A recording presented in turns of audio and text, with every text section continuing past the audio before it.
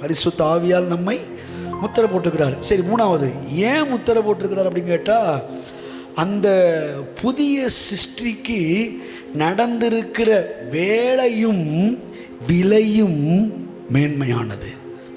அந்த உள்ளான மனிதனாகிய அந்த புது சிருஷ்டிக்கு பிதாவாகிய தேவன் மூலமாய், இயேசு கிறிஸ்துவின் மூலமாய் நடந்திருக்கிற வேலையும் சரி, கொடுத்திருக்கிற விலையும் சரி, ரொம்ப ரொம்ப மேன்மையானது.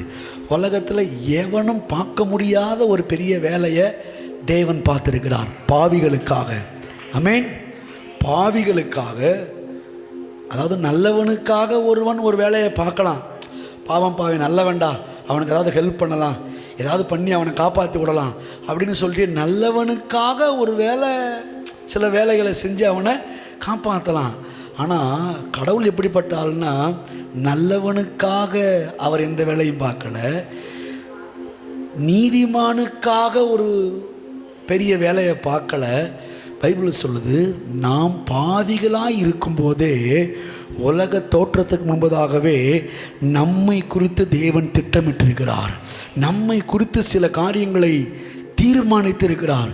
நமக்காகவே சில வேலைகளை அப்போ இருந்து செய்து வர்றாரு. பைபிள் சொல்லுது, உலக தோற்றத்துக்கு முன்பதாகவே அடிக்கப்பட்ட தேவாட்டுக்குட்டி இயேசு கிறிஸ்து 2000 வருஷத்துக்கு முன்னாடி அடிக்கப்படலை. உலக தோற்றத்துக்கு முன்பதாகவே அவரை அடித்து சித்திரவதை பண்ணி தம்முடைய மனசில் அந்த வேலையை பார்த்துருக்கிறாரு.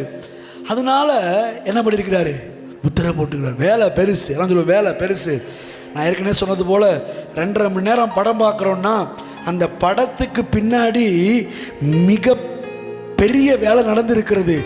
ஏராளமான நாட்கள், மாதங்கள், ஹாலிவுட் படத்துக்கெல்லாம் வருஷங்கள் செலவழிக்கப்பட்டிருக்கிறது. பல வருஷத்தின் வேலை, பல மாதத்தின், பல நாட்களின் வேலையின் விளைவு தான் 1 மணி நேரம், 2 மணி நேரம், 2.5 மணி நேரம் நம்ம பார்க்குற படம். 2.5 மணி நேரம் பார்க்குற படத்துக்காக எத்தனையோ வருஷ கணக்கில் வேலை நடந்திருக்கிறது. ஆமென். ஆமாம், பணத்தை பணம் பார்க்காம கொடுத்து உழைப்பு, கஷ்டம், டைரக்டர் முதற்கொண்டு நடிகர் வரைக்கும், காமெடி நடிகர் வரைக்கும், வில்லன் வரைக்கும், எக்ஸ்ட்ரா பிட்டிங் வர்ற அத்தனை பேருடைய முயற்சிகளின் விளைவு தான், அதாவது இவ்வளவு பேருடைய முயற்சிகளின் பல நாள் விளைவு தான் 2.5 மணி நேரம் நம்ம பார்க்குற படம். ஒரு சாதாரண படத்துக்கே எவ்வளோ பெரிய வேலை நடந்திருக்குதுன்னா, பாவத்தை மன்னிப்பதற்காக அதை விட மேலான பெரிய வேலையை பிதாவாகிய தேவன் காலங்களாக திட்டமிட்டு தீர்மானித்து அதை செய்து கொண்டே வந்தார். காலம் நிறைவேறின போது இயேசு கிறிஸ்துவை அனுப்பி எல்லாரும் பார்க்கத்தக்கதாக செய்து முடித்திருக்கிறார். இப்படி இவ்வளோ பெரிய வேலை ரட்சிப்புக்காக நடந்திருக்கிறபடினால் அதை என்ன பண்ணியிருக்கிறாரு? முத்திரை போட்டிருக்கிறாரு. அதே போல் விலையும் அப்படித்தான். விலை சாதாரண விலை கிடையாது. என்ன விலை கிடையாது? சாதாரண விலையை கொடுக்கலங்க. ஆமாம், ஏதோ ஒரு 5 லட்சத்தை 10 லட்சத்தை அல்லது ஒரு 10 கோடியை, ஒரு 100 கோடியை கொடுத்து உங்களை ரட்சிக்கிறதுக்கான விலையை கொடுத்தாரான்னு பார்த்தா அப்படிலாம் கொடுக்கல. பைபிள் சொல்லுது, அவர் கொடுத்த விலை என்ன தெரியுமா? தம்முடைய சொந்த குமாரன். அவர் கொடுத்த விலை என்ன தெரியுமா? சொந்த குமாரனுடைய ரத்தம். அவர் கொடுத்த விலை என்ன தெரியுமா? சொந்த குமாரனுடைய பாவமில்லாத பரிசுத்த சரீரம். மடியிலே செல்ல பிள்ளையாய் தவழ்ந்த இயேசு கிறிஸ்துவை உங்களுடைய பாவத்துக்காக இல்லை, உங்களுக்கு விலை கிரயமாக அவரை கொடுத்திருக்கிறார்.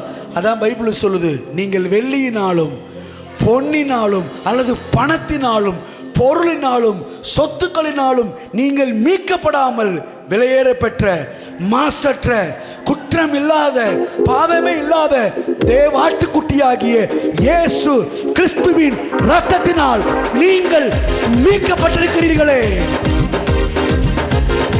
ஓ அபிஷேகநாதரே, அச்சாரமானவரே, அபிஷேகநாதரே, அச்சாரமானவரே, மீட்பின் நாளுக்கென்று, ஓ மீட்பின் நாளுக்கென்று எங்கள் முத்திரையானவரே, எங்கள் முத்திரையானவரே, பரிசுத்த ஆவியே,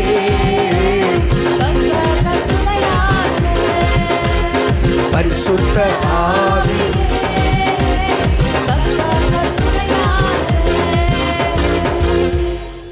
முத்திரை போட்டுக்கான்னு இப்போ தெரியுதா? வேலையும் பெருசு, விலையும் பெருசு. பக்கத்தில் சொல்லுங்க, வேலையும் பெருசு, விலையும் பெருசு.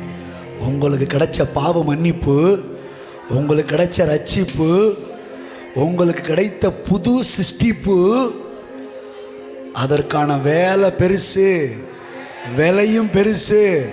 அதனால கடவுள் அதை முத்திரை போட்டு பார்த்துக்கிட்டு இருக்கிறாரு. ஹல்லேலூயா, ஆமென். எத்தனை பேர் ஆமென் சந்தோஷமா சொல்லுவீங்க? கர்த்தர் நல்லவர்.